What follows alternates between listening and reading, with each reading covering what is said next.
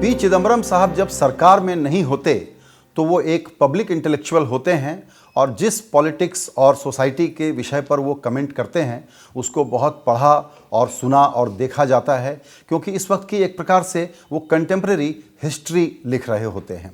उन्होंने जो कॉलम लिखे हैं इंडियन एक्सप्रेस में, उस पर एक नई किताब जिसका नाम है fearless in opposition, power and accountability, ये इनका दूसरा संकलन है जो अब रिलीज़ होने वाला है। सर, आपने हमारे लिए वक्त निकाला, बहुत शुक्रिया। हर वीक आप लिखते हैं, उसको हम पढ़ते भी हैं, लेकिन एक कंपाइलेशन के तौर पर जब इस किताब को आप सामने ला रहे हैं तो इसकी की मैसेजिंग क्या है आपके हिसाब से? हम ज़्यादा किस बात पर ध्यान दें, क्योंकि सारे कंटेम्प्रेरी विषय इस पर कवर हैं? See, most of the columns are about the economic situation. And I think there are about 15 columns on pure economics, and there are columns on the budget. They have been arranged in a chronological order within a section.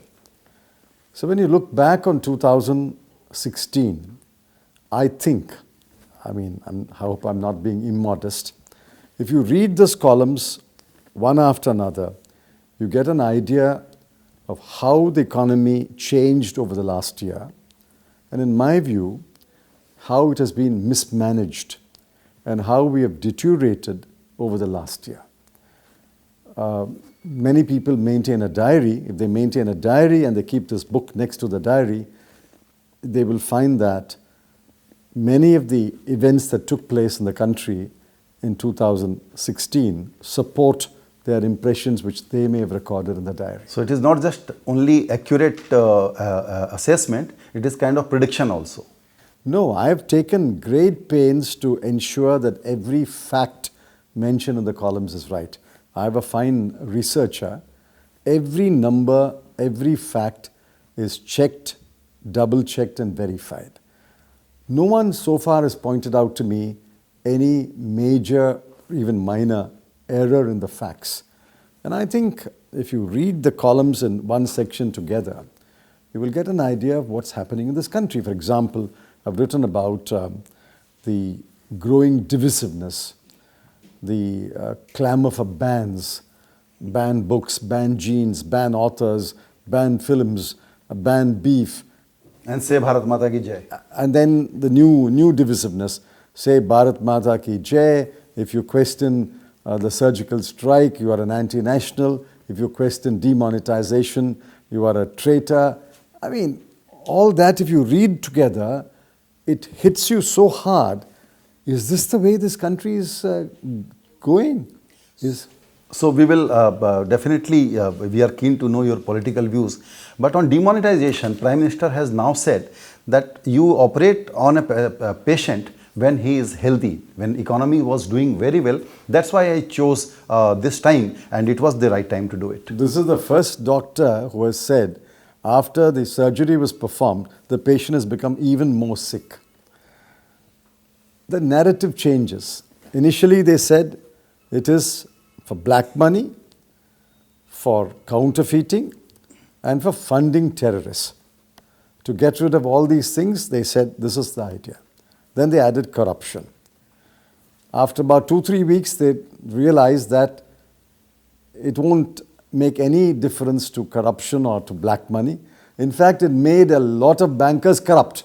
The honest banker became dishonest. And bundles and bundles of 2,000 rupee notes were taken out of the bank to Gujarat, Kandla Port Trust, engineers of the Military Engineering Service, to the Chief Secretary of Tamil Nadu, to 2 chief engineers in Karnataka. Bundles of 2,000 rupee notes went. That is corruption and black money. Then they changed the narrative, cashless society. Now they realized that a cashless society doesn't exist anywhere in the world. Germany and Austria, 80% of transactions are in cash. Canada, 56%. Australia, 60%. The United States, 46%. So that narrative changed. Now they are saying this is to empower the poor. 40 crore people were virtually driven to the wall, driven to penury and misery in those 6 or 7 weeks. And now they say we're going to empower the poor. Wait for these 5 state elections. If they win the elections, they will sing one kind of song. If they lose the election, they will sing another kind of song. I know you don't speculate ever on anything, but still, do you think that this election has actually become a referendum on demonetization? No, it's not a referendum on demonetization, but demonetization will be one of the major factors playing on the minds of the voters. There are other factors at play. In Punjab, the drug problem is at play. In UP, the kind of communal divide that has developed since the last parliament election is at play. In Uttarakhand, the kind of shabby treatment meted out to the state government, and twice the Supreme Court had to interfere, that is at play. So I think different issues are at play at different places, but clearly demonetization will be a factor. Yeah. Goa, single time anti-incumbency. Punjab, huge anti-incumbency for the ruling establishment. It provides Congress a great opportunity. Do you think Congress will be able to encash this opportunity this time? I don't want to count the chicken before they are hatched. It's clear to me that in Punjab, the Akali Dal BJP coalition will lose. Now that the elections are over, whatever we say won't matter. Our reports show that Mr. Amrinder Singh will form the next government. As far as Goa, with clear majority. Well, he will form the government. I don't want to speculate. Certainly not after the US elections. I don't think journalists and politicians should speculate. In Goa, it's become a four-cornered fight. The BJP RSS is split. There is the Congress, there is the AAP. Therefore, I think it's become a four-cornered fight. It's very difficult. Small constituencies, small electorate, even a 500 vote shift will make a difference. I think the real prize catch is Uttar Pradesh. And what is your assessment of Uttar Pradesh? I have no assessment. I mean, I have not traveled in Uttar Pradesh. I have no assessment. I only get reports from various people. I think Shri Akhilesh Yadav seems to have reinvented himself, and the joining hands of Samajwadi and Congress, particularly two young leaders, Shri Akhilesh and Shri Rahul Gandhi, seems to have brought a new energy to the two parties. We may be underestimating Mayawati, as we always do. Yeah, it's possible. It's possible. In fact, if Mayawati also surges, then I'm afraid the BJP is going to be pushed to the third place. BJP thinks because the anti-BJP vote will get divided, so at a lower threshold of vote share, they may make it. That doesn't happen that way. If the people of a constituency want to defeat the BJP, let's say for the sake of argument, they'll vote for the Samajwadi Congress alliance or they will vote for BSP. Whichever way they vote, the BJP candidate is not going to win. I think these are simply... I know, scenarios. But just in case BJP loses Uttar Pradesh, what will be the impact on central government? Well, the cat could jump either way. You read a column which I've written after the Bihar election, just before the Bihar election. I said if BJP loses Bihar, if BJP wins Bihar, then I said the cat could jump either way. I'm afraid the BJP still is a cat on the wall. You see, it must learn lessons. It should have learnt lessons from the Bihar defeat. It did not. And if they lose Uttar Pradesh, I don't know. I'm hoping they will lose Uttar Pradesh because I belong to a different party. Whatever the other consequences, for the sake of the country, the BJP, which is in government, must learn lessons from the loss. So, surgical strike in Pakistan region, they are kind of talking about a bit in their political campaigning in UP. Demonetization, they are not talking much, even though Prime Minister tried to articulate his final point of view or giving kind of hisab to people through Parliament. Why did he go for this? Was it a political calculation? Was it an economy rationale? We don't see any economic rationale. Now he says we don't do these things because of elections. These are long-term good things for the country. It's a long-term damage to the country. In the short term, at least 40 crore people have suffered greatly. They may forgive the Prime Minister, they will not forget the suffering they were put through. Poor, lower middle class, casual manual labor, 15 crore, self-employed who depend on a daily income, 25 to 30 crore, carpenter, plumber, flower seller, fruit seller, headload worker, cart puller.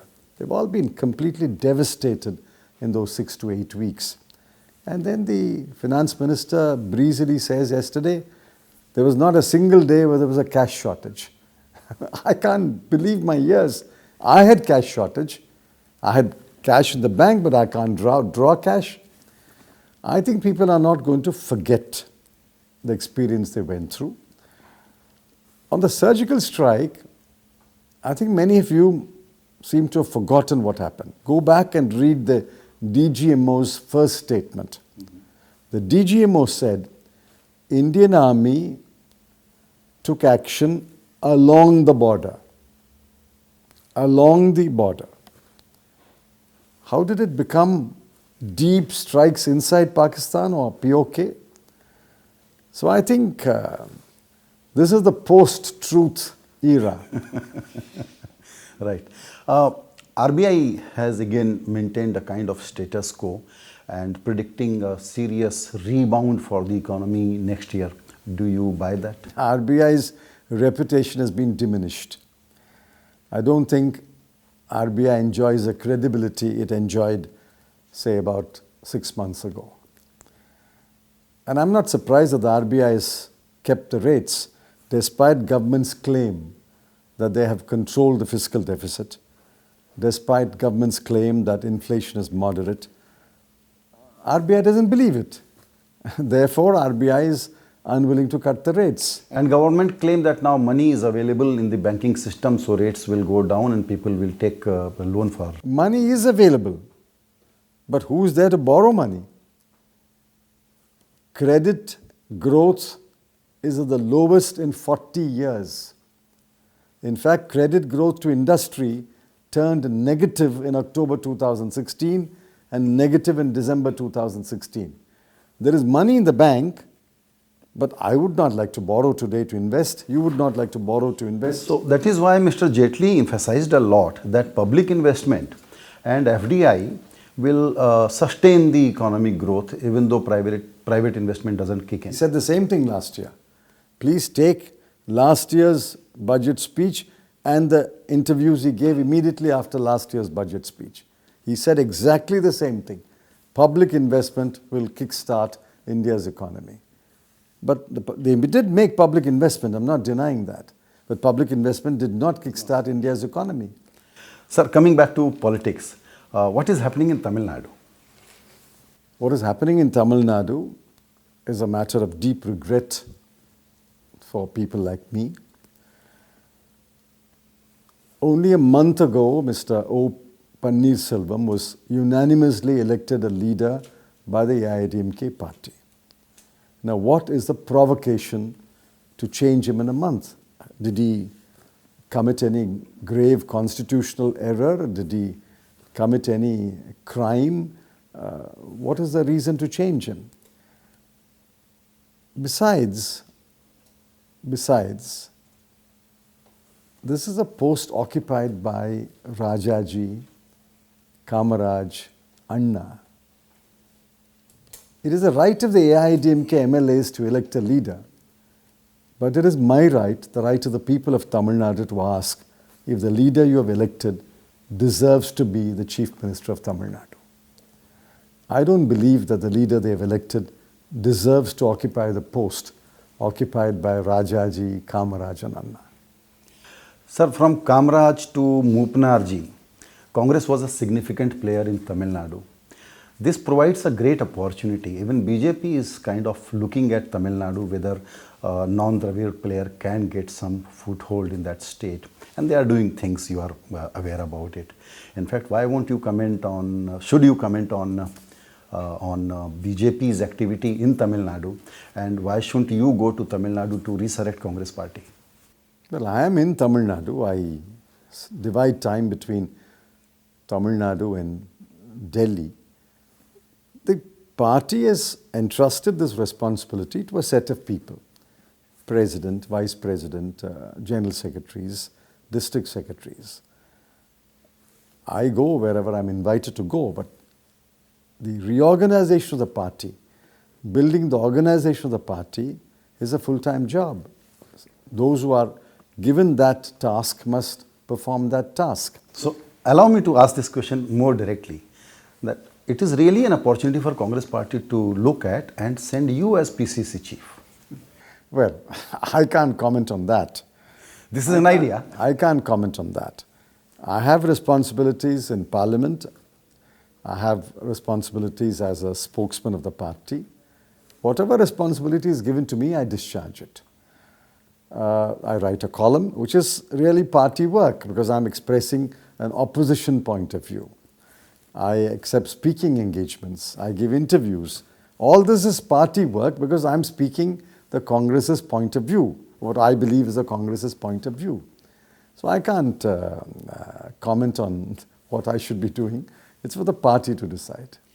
What will happen in Tamil Nadu? Do you think there will be so-called constitutional crisis? And well, I believe that while the governor is ordinarily obliged to invite the leader of the party which commands a majority to be the chief minister, there is a small window of discretion, the small area of discretion in the governor, that he can decline to swear a person as chief minister under certain extraordinary circumstances. He can always say, we should wait for a few days because some developments are expected. I think the governor can say that. I don't know. Maybe the governor is saying it by not going to Chennai. I don't know. So if Sasikala gets acquitted by Supreme Court, then her position strengthens and she should be sworn in. I don't wish to comment on the outcome of a case. Every person is presumed to be innocent until proven guilty. This was a case where there was a conviction and then an acquittal on appeal, and there's a further appeal to the Supreme Court. So what verdict will come, I cannot say. I don't know. But I think the governor has a discretion to wait for a few days. Sir, last question again on Congress party. Finally, it seems that Congress party has made up its mind that besides Rahul, Priyanka Gandhi should also campaign and get active in party. What is the overall national plan for Congress party going forward beyond these elections vis-a-vis Priyanka Gandhi? I can't spell out a plan. These are all matters which are dealt with on a day-to-day basis by the general secretaries and the other office bearers. I think the most important thing for the Congress party is to go back and attend to the building blocks of the party. The building blocks are the Block Congress Committee. In some states, the Mandal Congress Committee. That is the base on which a party can stand. So wherever the Block Congress Committees and or Mandal Congress Committees are either weak or do not exist, I think we should go back and build those Block Congress Committees and Mandal Congress Committees. On the other thing, I think the Congress party is doing the right thing. It's looking at each state election as a separate case and forging tactical alliances in each state. That's the way you should go about it. There's no one election in India. In India, like in the US, national election is a collection of statewide elections.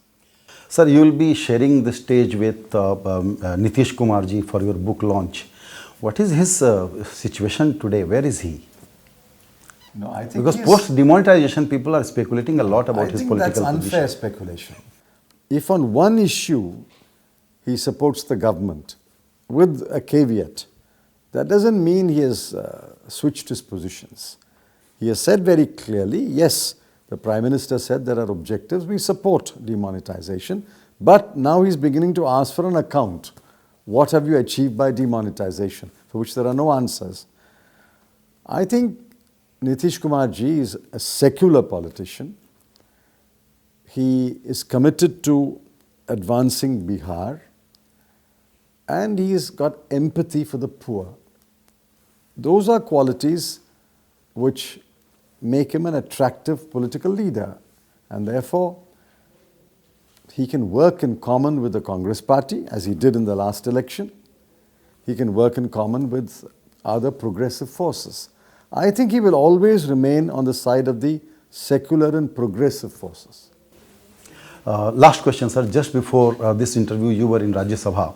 What would you say about Prime Minister's speech in Lok Sabha and Rajya Sabha on presidential? I didn't listen to his speech in full in the Lok Sabha, but in the Rajya Sabha, in the first few minutes, I think he reverted to being a stump speaker, a speaker on a political campaign.